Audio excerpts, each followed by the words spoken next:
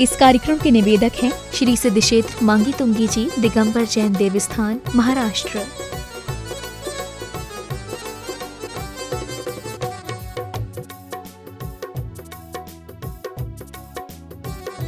मैं परम पूज्य जिनेंद्र प्रभु को भाव से वंदन करूं, मन वचन काय त्रयोग पूर्वक शीश चरणों में धरूं। 108 मुनि विद्यासागर जी, 2 मुनि आज मांगी तुंगी पर उनका प्रदापन हो रहा है। हम सभी उनके आवागमन में चले, उनको लेके आए। मांगी तुंगी का इतिहास की श्रृंखला चालू की थी, फक्त 2 मिनट में कहने की कोशिश करूंगा। जब सीता राम के पांव छूने के लिए जाती है, अग्नि संस्कार की घटना की तो एक लंबी कहानी है। तब रामचंद्र जी कहते हैं रुको। सीता कहती है ना, मुझसे ऐसी क्या गलती हो गई जो मैं आपके पांव भी नहीं छू सकती। रामचंद्र जी कहते हैं लोक अपवाद, अग्नि का कुंड बनाया गया, उस अग्नि के कुंड में सीता कूदी और भगवान से कहा कि यदि मैंने राम जी के सिवा किसी पर पुरुष की मन में भी भावना भाई हो तो अग्नि मुझको जला के भस्म कर दे। वह अग्नि का कुंड सरोवर बन गया, सिंहासन बन के उस पर सीता विराजमान हो गई। आकाश मंडल सीता जी की जय जयकार से गूंज उठा। रामचंद्र जी मनाते हैं चलो सीता अयोध्या में पटरानी का सर्वोत्तम ताज तुमको पहनाऊंगा, लेकिन सीता जी को वैराग्य पैदा हो गया। वह कहती संसार में कोई किसी का नहीं, सब अपने स्वार्थ के साथी हैं। यहाँ बिना स्वार्थ के कोई एक दूसरे को नमस्कार भी नहीं करता। सीता चली, घूम परिभ्रमण करते लोग मनाते हैं, लेकिन सीता मानती नहीं। और इसी मांगी तुंगी के पहाड़ पे आई और यहाँ हरिका की दीक्षा लेके बहुत तपों को तपने लगे। रामचंद्र जी अयोध्या में तो चले जाते हैं, लेकिन सीता जी के बिना उनको अच्छा नहीं लगता। तो रामचंद्र जी, लक्ष्मण और कतार तीनों इस भूमि पर आते हैं। वो देखा हरिका सीता है, पीछी है, कमंडल है, त्याग तपस्या संयम की शक्ति देखी है। तीनों उनके चरणों में नतमस्तक हो जाते हैं। फिर रामचंद्र जी इस पर्वत की तरफ देख के बोलते हैं भगवान वह दिन कब आए जब मैं इसी पर्वत पे आकर मुनि बन के अपना आत्म कल्याण करूंगा। रामचंद्र जी कहते चलो लक्ष्मण, चलो कतानवक नहीं मानते हैं। वो कहते स्वामी आप तो नियम से मोक्ष में जाने वाले हैं, लेकिन आपका सेनापति संसार में भटकेगा तो लोग क्या कहें। कतानवक यहीं पे मुनि बने और उनके दीक्षा के अंदर रामचंद्र जी और लक्ष्मण भी शामिल हुए।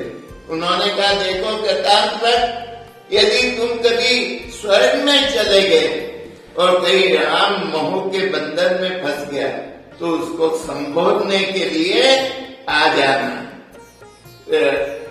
कतानवक से वचन लेते हैं और कतानवक यहीं पे अपनी आत्मा का कल्याण करते हैं। आज भी मांगी के पहाड़ पर एक प्रतिमा है जिसके हाथ में पीछी और कमंडल। ऐसी प्रतिमा है आपको कहीं दिखेगी तो ये मांगी तुंगी के पर्वत पे ही दिखेगी। इतिहास लंबा है, लेकिन आज इतना ही। पर आज दोपहर में आचार्य तीर्थनंदी जी महाराज का प्रवचन होगा गुरुदेव की आज्ञा से 3:30 बजे, और परम पूज्य आचार्य वारिधि आचार्य श्री वर्धमान सागर जी महाराज जी का मंगल प्रवचन होगा।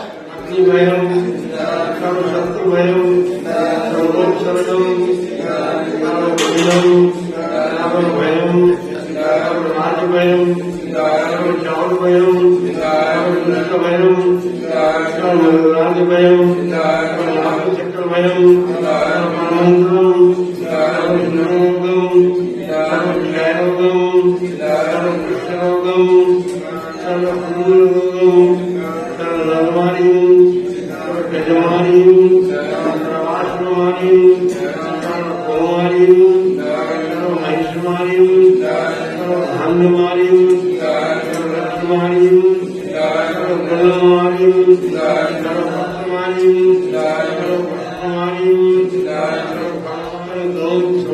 सर्वसमानन्दनं सर्वलोकानन्दनं सर्वदेशानन्दनं सर्वजमानानन्दनं